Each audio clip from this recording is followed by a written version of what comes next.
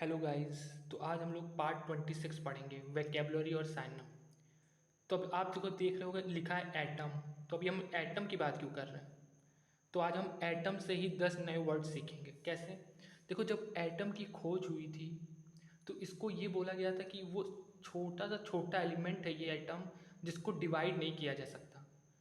तो ये वर्ड ही दिया गया था A+TOM, टोम। इसका मतलब होता है कटिंग, और ए का मतलब होता है नेगेटिव, नॉट। तो एटम का मतलब हो गया वो चीज़ जिसको अब काटा नहीं जा सकता, जिसको और डिवाइड नहीं किया जा सकता। तो इसी से अब हम नए 10 वर्ड सीखेंगे। चलिए स्टार्ट करते हैं। तो पहला वर्ड है इंटमोलॉजी।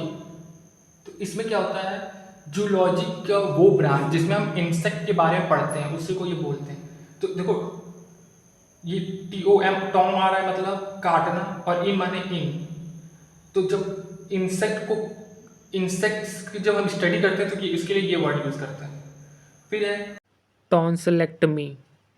तो एक माने होता है आउट, और टॉम माने हम जानते हैं कि काटना।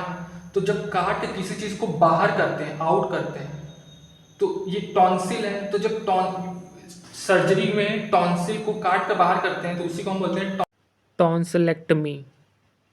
एनाटॉमी, एनाटॉमी माने होता है फिजिकल स्ट्रक्चर। तो इसमें क्या होता है, जब हम एनिमल या प्लांट को काटते हैं तो एना मान होता है अप, और जैसे तुम, इसका मतलब काटना। तो एनाटॉमी मतलब फिजिकल स्ट्रक्चर। फिर डाइकॉटमी, डाई माने होता है टू, और ये तो वही है, इसी से मिलकर बना है। तो जब स्प्लिट इन टू, इसका मतलब होता है स्प्लिट इन टू, दो भागों में बांटना। इपीटोम, जैसे हम लोग सुनते हैं ना इपीटोम, ये नॉर्मल वर्ड है। तो ईपी माने अपॉन, टोम मतलब किसी का एग्जाम्पल देना। जैसे ही इज इपीटोम ऑफ काइंडनेस।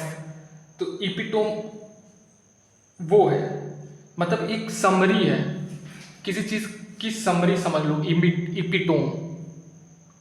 फिर जो टोम वर्ड है इसका मतलब होता है डल, हैवी बुक। फिर इसेंट्रिक, इक माने होता है आउट, ईसी, और सेंट्रिक माने सेंटर, तो आउट ऑफ सेंटर। अब देखो ये वर्ड सेम है, इससे मिलता जुलता है। तो ये रिमूवल से, देखो एक माने आउट, टोमी माने कटिंग, इसमें भी एक, इसमें भी एक। तो ये अपेंडिस, मेस्टेक माने ब्रीस्ट, और हिस्टेक माने यूटेरस। तो इनको काट के जब अलग किया जाता है तो उसी को ये बोला जाता है। Thank you.